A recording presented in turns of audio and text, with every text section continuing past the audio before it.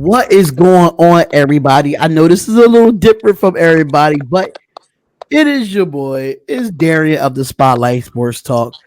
And y'all know we have Key in the building as usual. Part of my Spotlight Sports Talk team. What is going on, Key? I'm chilling. I'm here. I'm here. I'm always in the building. Y'all know that. Right.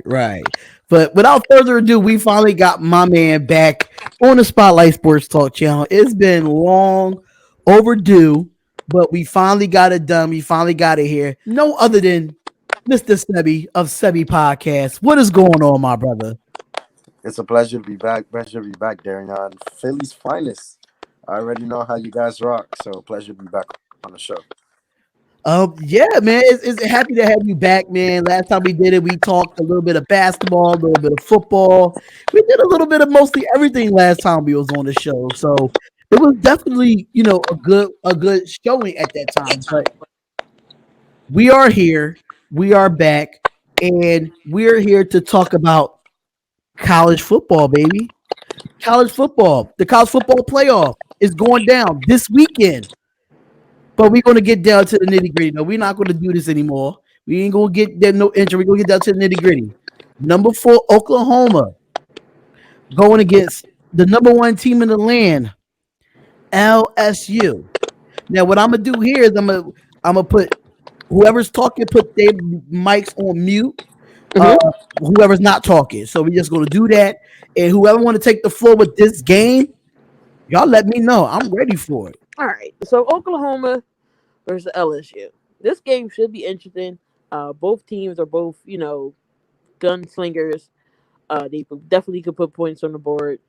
They have okay defense, both sides, and the offense is very explosive. Now for Oklahoma, you do got Jalen Hurts, not Jalen, yeah, Jalen Hurts. He did transfer from Alabama, which I think probably was the best thing for him. Um, to get the system going. It looks like he's running, he's throwing, he's the real package. But overall, I still think LSU is going to win this game just because of Joe Burrows, man. Uh, Joe Burrows is a stud, and he's going to be a stud in NFL. And he got that defense behind him, and he has the good running game. He has the receivers. LSU is just a total package all around. So I'm going to pick Oklahoma in this game. I'm not Oklahoma. I'm going to pick LSU in this game. Okay.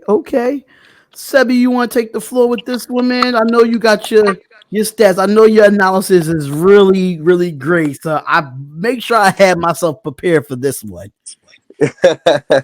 Yes, indeed. Well, obviously, yeah, we talk about number 4 Oklahoma versus number 1 LSU. When you look on paper, first one to 50 wins, right? And it should be a shootout in Atlanta. These two teams are a little mirror of each other. A lot of prospects, first round pick talents all across the board. You got Jalen Hurts on one side, Joe Burrow, what a guy, 48 TDs to 6 picks. So what a story, a redemption season for him. But I agree. I think LSU is going to win this game. I do think it's going to be closer than what people expect because this Oklahoma team can put up numbers. They've got weapons, CeeDee Lamb, Sermon off the backfield. CeeDee Lamb, their receiver, should be like a top 8 pick in the NFL draft next season. And Jalen Hurts, he just has a way to make plays with his feet, and he's been in big games before. He's 26-2 with his record in Alabama, and all he did this season is only lose one game. So, but then again, I just think LSU is just too much. The continuity between Joe Brady and Joe Burrow, what they did this year, I think the running game with Clyde Edwards-Helaire, you got Justin Jefferson, Jamar Chase on the outside. I think it's just going to be too much. The difference in this game could be which defense can generate the most turnovers, and I would take LSU's defense just a tick ahead of Oklahoma. They don't really play anybody in the Big 12, so give me LSU in a shootout in Atlanta. Oh man, so it comes down to me. This is what makes me undecided on who I want to pick, because I know you said, Seby, that you would pick LSU's defense over Oklahoma's defense, but this is a stat that I found out about LSU's defense. LSU ranks 111th in rushing yards allowed to QBs, not including sacks. That is a Right. big stat for me, knowing that they allow Ole Miss to run for 218 yards when they LSU played them. And the quarterback had almost 100 yards rushing as a quarterback against this defense. Knowing that Jalen Hurts is, he's, don't get me wrong, the guy can throw the football, but his legs really do it for them. And that's my only concern with LSU with when it comes to running quarterbacks. They don't defend well against running quarterbacks. Joe Burrow is not really a mobile quarterback, but he can get out the pocket. He can um, throw efficiently, knowing that his quarterback's coach used to be the quarterback coach for the New Orleans Saints, which Drew Brees is there, and we all know what Drew Brees could do, in the NFL. But I do want to get into the key wins of Oklahoma and LSU. Oklahoma, they beat number 11 Texas 34-27. They beat number 13 Baylor 34-31. Oklahoma State was ranked 21st at the time, 34-16, and they beat Baylor again 30-23 in overtime, and that was the conference championship. Now with LSU, they, mind you, as same as head to head, Oklahoma and LSU beat Texas, but LSU beat them 45-38. Then LSU beats number 7 Florida 42-28. Then you have number 9 Auburn 23-20, which that was a great game, and they beat Alabama 46-41, and then beat Georgia and demolished Georgia in the SEC conference game 37-10. So with that being said, I really like.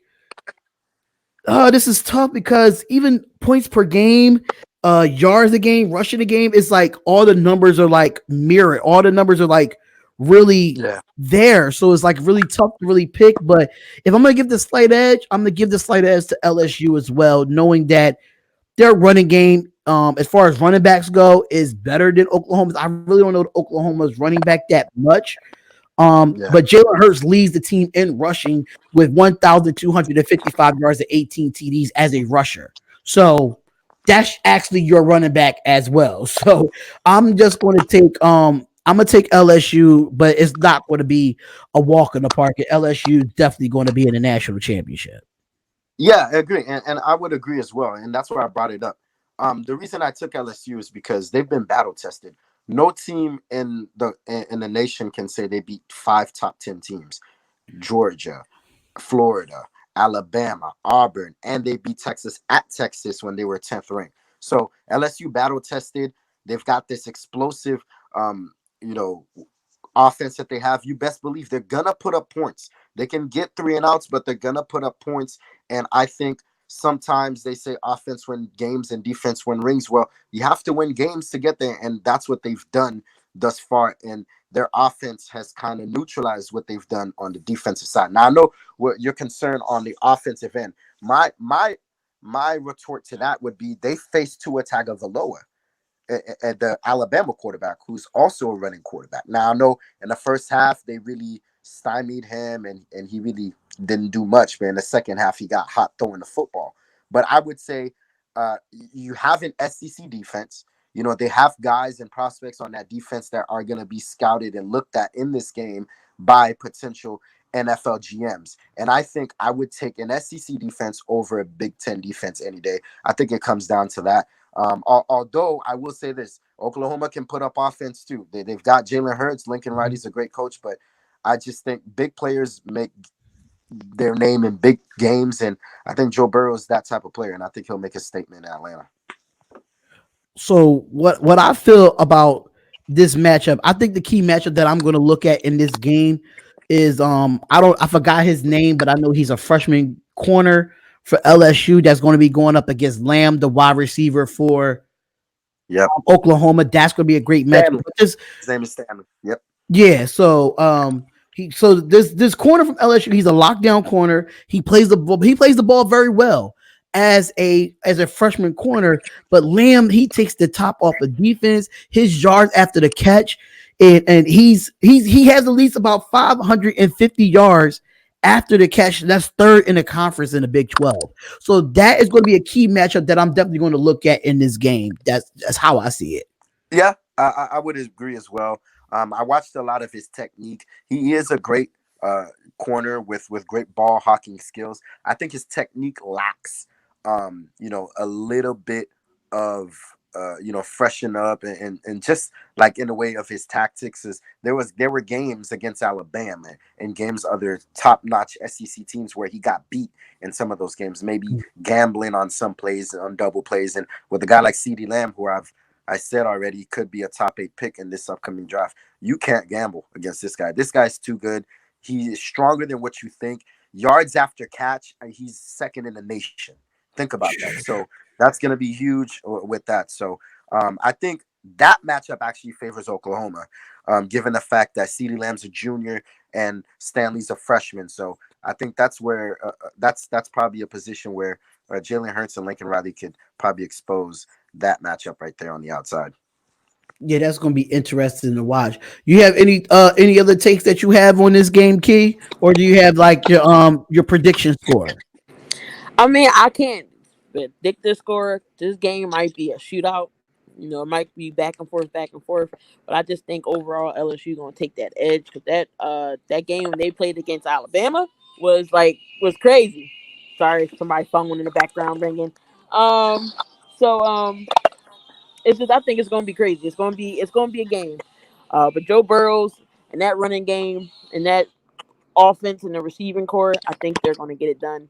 I think it's gonna be a shootout. Honestly, Now, what I see about with the running back from LSU, he's a complete back, man. Right. He is a complete back. He don't mind blocking for his quarterback. He don't mind going out the backfield, catching the ball out the backfield, and he runs hard. And Right. I mean, I know in the draft they might say he might be too high to be a first round pick, but I could definitely see him being an early second round pick because he fits the mold of an NFL running back, and that's what I do like because I'm a downhill runner myself when I did play. So I love the downhill style, but sometimes not just being downhill all the time. You gotta, learn how to catch the ball at the backfield and block for your quarterback. So running backs and blocking is really going to be the big thing for me. But I say this is going to be a high scoring game. I do have it as 50-45. LSU wins this game 50-45. Yep, and going back to that matchup that I said, CeeDee Lamb has the advantage over Stanley. I think in this game, LSU's running back Clyde Edwards-Helaire has the advantage over any linebacker or any DB that Oklahoma presents, and so they're going to be able to match him out wide, put him in space to see if they can match up with them. And I think that's where Joe Burrow can exploit it in screen passes, little hitch passes, quick slants. They're going to utilize Edwards-Helaire. I think when they played Alabama, he was the player of the game to me because what he did physically running the ball downhill between the tackles and also what they did matching them in space against a light.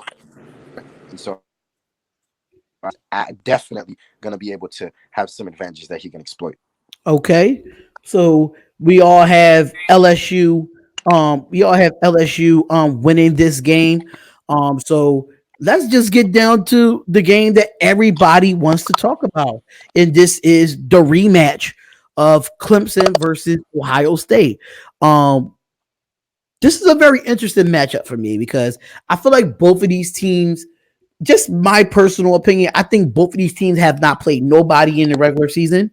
That's just me. I know Ohio State had a tougher schedule than Clemson, knowing Clemson is the defending national champions. But I feel like Wisconsin, they were good, but I didn't see them going into the playoff. Penn State was good. I didn't see them going into the playoff. Michigan was good, but I didn't see them going to the playoff either. So they was kind of good, but they wasn't at their best. They didn't play like the Floridas or the Auburns or the those type of teams from the SEC or a different team out of the conference like a Baylor or a Iowa State or something like that. I have not seen Ohio State play anybody that was really capable of giving them a game. Same thing for Clemson as well. Clemson uh was real. Clemson was good this year. Don't get me wrong. Trevor Lawrence is the guy, but I just feel like these two teams really haven't played or competed against any great dominant defenses this year. So, what do y'all feel going into this Fiesta Bowl between these two, knowing that their schedules was pretty weak this year? Well, I guess I'll start off with this. This is what the people want. This is what America want. You've got um, Dabo Swinney and this Clemson team hearing all the noise outside, like we haven't played everybody with motivation. And I think Dabo Swinney's telling them there's real people out there who actually think LSU and Ohio State are better than us as the reigning defending champions. And I think that fuel, that motivation, that's what Dabo Swinney in that locker room is telling guys in that Tigers locker room. And so I think they're going to use that in Glendale when they play in Arizona. Obviously, I would agree with you. Ohio State hasn't really played everybody, but Ohio State, I'll tell you this, they put a beat down on everybody they played this year. They have the most double-digit margin wins this season. Their point differential is through the roof. I mean, they don't beat you; they annihilate you. And they have probably a maybe top 2 pick in Chase Young, who can wreak havoc in a game at any given time. So they're for real. And going up against this Clemson team, but that's what the people want. I actually went back and forth in this game. I think this is going to be the game that everybody's going to have oohs and ahs for. But at the end of the day, I've got Clemson winning this game by field goal. That's how close I think these two teams are. I get Dabo Swinney. I get the head coach advantage. I think Trevor Lawrence is just a little bit better than Justin Fields now. Although, Chase Young is the difference maker to me because he's that defensive line guy that can just change a game. He has that Aaron Donald effect. So keep an eye out for that. But I just think Clemson with motivation, Travis Etienne, I know they don't play anybody in ACC, but any guy that can run 8 yards per carry, come on now. I know they don't really Right. play anybody. But at the same time, 8 yards per carry should mean something. You have Trevor Lawrence, and they have those two receivers outside, T. Higgins, Justin Ross. I think Clemson will show the nation why they've been the face of college football for the last 4 years and not Alabama. Although they've heard everything what the outside people are saying, we haven't played everybody. Where you're going to play somebody. Ohio State's a quality team.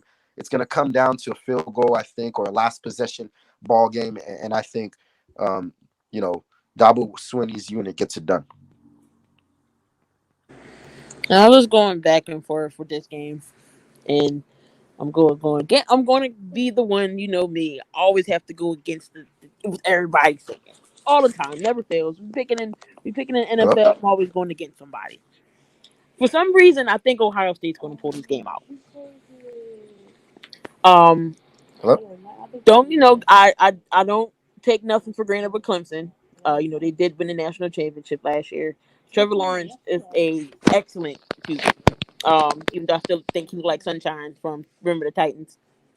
um, but no, he's great. A Clemson team overall is good. It's just for some reason I think Ohio State's gonna pull one out like towards the end, whether it's a touchdown or a field goal. Yep. Like the game's definitely not gonna be a blowout. It's Hello? definitely gonna be close. Hello? So Chase Young, he is a beast. He's leading the nation with 16 and a half sacks, and then you have Justin Fields, who's a good QB. Overall, I still think Ohio State's going to pull this game out.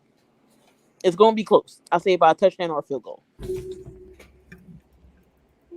Okay, so as of right now, for some reason Seby cannot hear you, so I'm letting them know um that you did pick Ohio State to win this game. Do you have a score for that as well? I'm going to say 34. Let's say 30, 34, 37. Somewhere in the 30s, high 40s. So I think it's going to technically, come down to like a field goal. like a field goal. Okay, okay. So that's absolutely fine with me. I was never, and I'm gonna be honest with both of you. I was never a big fan of Ohio State this year. I feel like Justin Fields. I understand that he transferred from Georgia, knowing that Jake Fromm is there, but I think he knew going into Georgia, knowing that Jake Fromm was going to be the guy there. So him going to Georgia, I think was kind of a mistake. I understand that he's from the South, but I feel like he should have been at Ohio State instead of just going strictly to Georgia. But I think the only reason, I mean, not no, he no from not from Georgia to Ohio State, but at the end of the day, I'm not really a big fan of Justin Fields. I mean, he is good. Don't get me wrong, But do I think he's better than Trevor Lawrence? I don't think so. I think Trevor Lawrence, he reminds me of Sunshine from, Remember the Titans. That's sweet. That's he gives me that feel. But What you want with old sunshine for?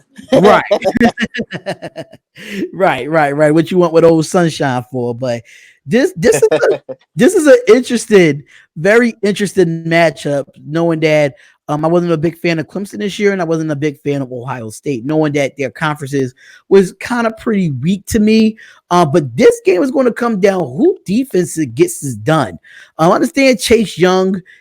He's dominant. He reminds me of a young JJ Watt. He reminds me of a young Von Miller coming off the edge, but he can play inside as well. So, but Chase Young is he's a dominant defender, but has he going up against a dominant blocker that's just NFL quality, just like him?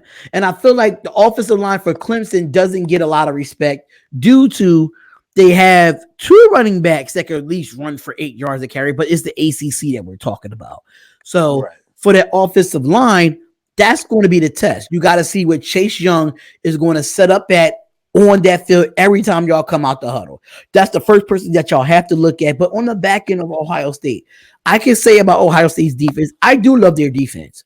Their back end is really good. They have top 2 corners and safeties that could go in the top 5 right now. And just dominating the NFL because they're NFL ready.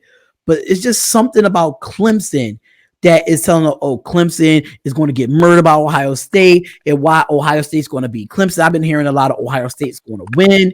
But I'm going with Clemson here. I think Clemson has a lot. They have more to prove than what Ohio State has to prove. Ohio State think they got this in the bag. And that's just my personal opinion. I think they got this in the bag because who has Clemson played that was really dominant this year? Basically nobody in the ACC. So I'm going to take the underdog in Clemson, and I'm going to take the defending champions just because of the experience. One, they have experience. They've been here before, and they've been in this playoff, and they know what it's capable of going up against the Alabama in the last 4 or 5 years. So this is not going to be a walk in the park for Clemson. It's going to be a tough task, but I'm going to go with Key here and go with the 37-34. But I'm gonna take it a little bit higher. I'm gonna say 30. I'm gonna say 40-37 Clemson because I don't know what these. I understand that Chase Young is good. They got these great corners, but on the offensive side for Clemson, they just have some good weapons over there as well. And Trevor Lawrence, he just have a good arm as Justin Fields. So yeah, I am definitely going to take Clemson in this game, 40-37. And this is interesting to me. And this is the reason why I took Clemson. All right. So let's go matchup per matchup. Would you take Justin Fields or Trevor Lawrence? I'll take Lawrence. You have Ryan Day or Dabo Swinney. I'll take the guy that's been in the national title game 2 of the last 3 years and have won 2 titles already. All right. So we go to running backs. I think those cancel out. J.K. Dobbins is as good as Travis Etienne. And then the outside receiving core. One team has T. Higgins and Justin Ross, and the others have second stringers as that. And that are playing because these guys have been injured for Ohio State's receiving core. And so at the end of the day, I think the skill position players, I get the better coach. I think that I get the better quarterback. Here's another stat for you, Darion. I know Trevor Lawrence had a lot of heat for throwing picks last year. Last 8 games, 23 touchdowns, 0 interceptions entering this Ohio State game. That carries on. I like Clemson as well. You just see, this is why Dang, I was not ready for that, Seby. I was not ready for that. that was a nice stat. Man. He put that on you. That was a great take, man. That was a great take. Oh man, so I'm still going with Clemson. I don't care. I never I didn't I don't know what it is about Justin Fields that I don't know if it's cockiness because I did watch him on QB1 on Netflix. So I just didn't like his demeanor sometimes when it came to Justin Fields. And then my problem with Justin Fields is that is he really 100% healthy? That's another thing too. Because that's another thing, but I want you to keep an eye out on this too. Is as good as Dabo Swinney is as a coach, he knows how explosive he is with his legs. I think he's gonna be able to put a spy out there, make sure he keep Justin Fields inside the pocket, see how good he is as a thrower. I don't think he's a good volume thrower. And then on the opposite side, as great as just Chase Young is, I think Dabo Swinney is gonna get guys tight ends to chip him, double team him, even triple team him at times. They're not gonna let, as dominant as Chase Young is, wreck the game for them. I think they're gonna make sure to get the ball out quick to their skill position players. Key for a lot of screens in this game because the screens are gonna slow down that pass rush. That's why I like Clemson in this game. Mm. I think we're all going with Clemson besides Key because these four teams here, I knew this was going to happen with these four teams. The only team that I really thought that wasn't going to get in with this college playoff was Oklahoma, but it kind of fell in, fell in a lap too with Oregon losing and Baylor losing and a lot of teams losing to get that number 4 spot. So it really kind of fell in Oklahoma's lap being the number 4th pick, knowing that Georgia lost in the SEC title game. So, because honestly, it really could have been Georgia versus LSU in a rematch. That's we could have been seeing that again. But LSU just when it comes to them, they are just like how you feel about Ohio State. They just annihilate their people. Like understand that the games are close. But Joe Burrow always has a comeback for some reason. You think Joe Burrow is out of it, and y'all think that this game is done, and he comes down and throws a crazy strike. So it's these 4 quarterbacks, which I think they all was in the Heisman run, wasn't they? Sure enough, was. Right. The 3 of them were. Joe Burrow was, Chase Young was, and Justin Fields. Trevor Lawrence didn't make it to New York. It was Jalen Hurts that made it. Oh yeah. And Jalen Hurts, he been in this playoff as well. So we just can't just count Oklahoma out. I mean, if LSU win this game, LSU win this game. But will I be surprised if Oklahoma win this game? Absolutely not. Jalen Hurts been here before, so that's the difference between Joe Burrow and Jalen Hurts. Joe Burrow has never been there, but Joe Burrow has a redemption year. The guy has 4,715 yards, 48 touchdowns, and 6 interceptions. Like you can't beat. It's just from where he did last year to now. It's just unprecedented. It's just really awesome to see that he had a bounce back year. And same thing for Jalen Hurts as well. You got to think about it. Jalen Hurts coming off the transfer from Alabama, didn't know where he wanted to go after, Tua took his spot from Alabama. And I think there was a bounce back year for him as well. He had 3,600 passing yards. He had 1,200 rushing yards. He had 32 passing TDs with 7 interceptions. And he had 18 rushing touchdowns. So that's damn near 50 touchdowns total for Jalen Hurts. So these quarterbacks is really doing their thing. So my next question for y'all is that who is the key factor? Like, what is the key factor for all 4 teams if these teams want to win in their matchups? So for each team, I'm gonna say for LSU, the key matchup definitely, of course, it have to be Joe Burrow. He's the leader on that team. He has the leadership. You disrupt him and take him out, the game's over. If Oklahoma can pressure him and get to him, LSU not winning this game. So same thing with Jalen Hurts. Now if LSU can find a way to keep him mobile, because he do it with his feet, he do it all, then it'll be a long game for Oklahoma. I think that then the same thing with the defenses. Now if Clemson can eliminate Chase Daniels from trying to get to him, then definitely Clemson win this game. So everybody got they keys of who they players they need to watch out for, but definitely for LSU is definitely Joe Burrows. So you gotta, if you pressure him and contain him, and get him from not making no plays, LSU's not winning this game. So technically, you're saying that mostly all the quarterbacks are taking. It should be the key to winning their games. If it's going to come down to the quarterback at the end of the day, when it comes down to like a last minute drive, it's going to come down to the quarterbacks. That's what you're actually saying, right, Key? Yep. Okay. All right. So my keys to all 4 teams, if they want to win, is going to come down to what defense can get a stop in the 4th quarter. Me personally, I feel like if if LSU's defense can get a stop on Jalen Hurts in the fourth quarter, knowing that they struggle against mobile quarterbacks that actually run the football.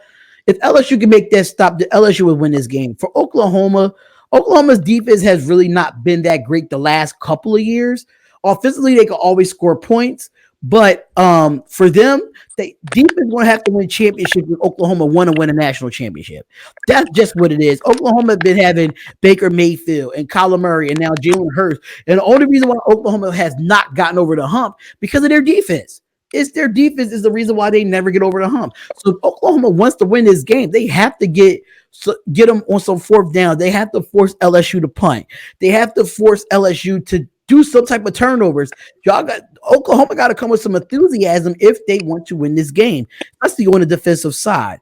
For Ohio State know what they need to do, and that's create turnovers and get interceptions. That's what Ohio State been doing all year long is creating turnovers, getting to the quarterback, and catching interceptions. So and having Chase Young down there on the line, that's going to be a key factor. And the whole Clemson defense. I haven't really watched Clemson play this year, but Clemson defense is going to have to show up and show out if you want to go up against a DK Dobbins, where he's could have been in the Heisman running as a running back for what he did this year. So Clemson as a whole, I think it's going to have to come down to the defense who can get the stop in the fourth quarter when it matters. For me, for that Oklahoma and LSU game, I think great minds think alike. I think it also comes down to the defenses, which defense can manufacture the most turnovers. But for me, it becomes on third downs. LSU, number one in the country in points. I mean, we all know what a juggernaut of an offense they are. But the thing that makes them special is because they aren't beating you on third and longs. It's always third and manageable, 3rd and 5, 3rd and 1, 3rd and 2. They're the best in the country in third down conversions. I think for Oklahoma to stay in this game, they're going to have to figure out a way they can get off the field on third downs, because if you don't, it's going to be a long night. So I think on defense for Oklahoma, if they can win on third down and get Jalen Hurts and that offense on the field, that's a win for the defense. And then on the opposite side, I think if LSU can continue to convert third downs at a high rate, I think that's going to be key for them, because we know Joe Burrow, Clyde Edwards-Helaire. I mean, this team is just an offensive juggernaut. For the OSU, Ohio State and Clemson game, strength means strength. Clemson has a great secondary. They lost a lot of guys in the front, but the strength of this team is their secondary and their linebackers, along with Ohio State. Ohio State gets a lot of interceptions and gets after the quarterback because they get a lot of coverage sacks. Chase Young and others in that front always gets them. They create havoc up front. They get quarterbacks gimpy in the pocket. They throw errant balls, and they get a lot of interceptions with those great corners that they have. Well, with Clemson, they have great corners as well. And so I think it comes down to which secondary can hold up against great skill position players. I think that's going to be the deciding factor for the game. So I'm going to have to roll with defense as well. Well, there you have it, guys. But I know we was talking about the college football playoff, and I know there's a lot of key matchup games that's going on this weekend as well. The one key matchup that I do want to talk about outside of the college football playoff is two matchups that I want to talk about. And we're going to end it here. We have Penn State versus Memphis at 12 o'clock tomorrow. And I'm kind of interested to see the was it Minnesota versus who is Minnesota playing? I know it was a good game. Minnesota was playing somebody that was good. Because I know Minnesota was ranked like number 18th or something of that nature. I'm not too sure if anybody can look that up. I know it's Memphis. I mean Memphis and Penn State tomorrow at 12. But I think it's Minnesota. Let me see if I can find this game real quick, because it was just right off it was right off of the roll of, like, I was just talking about this earlier. Know how Minnesota? Okay, so I think Yes, Iowa State, Notre Oh no, they play The Auburn. other game is They play yes. Auburn. So tomorrow is actually Notre Dame and Ohio and Iowa State that plays. Okay, so Notre Dame and Iowa State that plays, but Minnesota does play Auburn. Auburn on Wednesday. So that's the interesting game. And then you have Florida versus Virginia on Monday night. So they two top ranked 25 teams. But out of those games that we named, what game that you're actually interested in looking at outside of the playoff? To me, two of them stand out to me. The Memphis one and the Penn State one. Memphis was granted by the NCAA as the best non-power conference team to get a New Year's Six Bowl. You know, much like UCF the last couple years. Shout out to the Knights. I'm a proud alum there. Uh, nevertheless, so Memphis got awarded that from the same conference UCF came from, and they've been dominant. What a story for them. They changed their program, new head coach, and a one loss Memphis got into there. So they get granted Penn State. So apparently the committees really like the Big 12, the Big 10 this year. They got three Big 10 teams in the top 10 as New Year's Six Bowls. Nevertheless, I think for that game is going to be interesting to me because does Memphis have that same drive like UCF had to go up against a giant like a Big 10 team like Penn State and be able to hang with these guys and potentially pull off an upset? And so, do they have that drive? Do they have that hunger? And on the opposite side, does Penn State take this Memphis team lightly? So I think that's a matchup to me I'm going to keep my eyes on. And then another one that I have my eyes on is the granddaddy of them all, Oregon and Wisconsin in the Rose Bowl. Justin Mm. Herbert is probably going to be a top 10 pick as a quarterback. A lot of teams need quarterbacks. Carolina, the LA Chargers, the Bears, and others. So that's a game where a lot of NFL scouts will travel to California and watch out to see how good Justin Herbert is. And it's not against any bummy team. It's, again, a legit top 10 defense. Wisconsin was the best defensive front in the Big Ten this year outside of Ohio State. So he's going to get tested. That's a huge game for them in front of national TV, prime time, 5 p.m. Eastern on New Year's Day. So I've got my eyes on those two games for sure. Um, for me, I got a few games that's interesting me, and it's the Big Ten versus the SEC. It's Minnesota versus Auburn. This is going to be a real interesting game, knowing Minnesota was undefeated majority of this year until they got I think they got knocked off by Penn State, correct? If I'm not mistaken, they got knocked off by Penn State, or Penn State knocked, or Minnesota knocked Penn State off. It was one or the other. But Right. that's a game that I really want to see, knowing that Bo Nix is playing in a good game against a good Minnesota defense, a good Minnesota offense. But one thing about Auburn, they're so up and down. I don't know which Auburn that I'm going to get. I think that's going to be an interesting matchup, and I think Michigan versus Alabama is going to be an interesting matchup. Knowing you don't have no Tua, and knowing that Michigan could have been in the top four if they would have played up to their potential. So I think both teams are playing to get back on the right track for next year. And you just like you said in the Rose Bowl, that game is going to be interesting too, if just to see a lot of NFL scouts come out and look at some quarterbacks, some defensive players, and yeah, it's a lot of great college football games coming on after the new year. So, but my biggest one I really want to be interested in is Auburn and Minnesota. I think is kind of awkward in a way, but knowing that we don't see Minnesota play against a college like a SEC team like an Auburn team, so I think that's going to be really interesting to watch. So, Key, what game that you looking forward to outside of Penn State and Memphis? That Oregon with the Wisconsin game is gonna be crazy. He took the game right out my mouth. I was looking at the schedule and seeing who's playing. Definitely that Wisconsin game is gonna be crazy. Who else? Michigan or Alabama should be interesting because everybody's used to seeing Alabama in the playoffs, and they got crushed in you know Saudi that they can be beat. So they're going up against Michigan. Don't take Michigan too lightly. You never know. That could be an upset as well. But Alabama still do got some top players. I love their running back. I forget his name. He is a crazy runner, course, you got Gertie over there. He's definitely gonna be in the league. So we'll see. But I didn't know Tua. I don't know. Michigan might come out and pull that game off. Hmm. That's an upset. If you're thinking that Michigan might upset Alabama, knowing all the wide receivers that coming out of Alabama this year in the draft, Hmm. that's going to be interesting if Michigan can really pull that off. Now, speaking of that game, if Michigan is able to pull this off, what does this say for Alabama? So I want y'all to take the floor on that one. Like, if Michigan end up winning this game, what would it be for Alabama? Would you think Alabama is going downhill, or you still think they still one of those top teams in college football?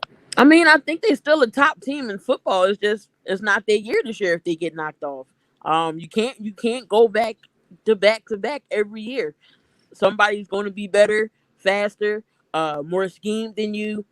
Nick Saban is a heck of a coach. We all know this. He's won national championships before, but someone else has to take the reign. So Clemson beat them. So they're not indestructible like everybody thinks Alabama is. So if it's an upset, if Michigan wins, that means Harbaugh coached his players up. Michigan wanted it more. They out to prove that they can, still beat a Alabama who's was at the top and they fell.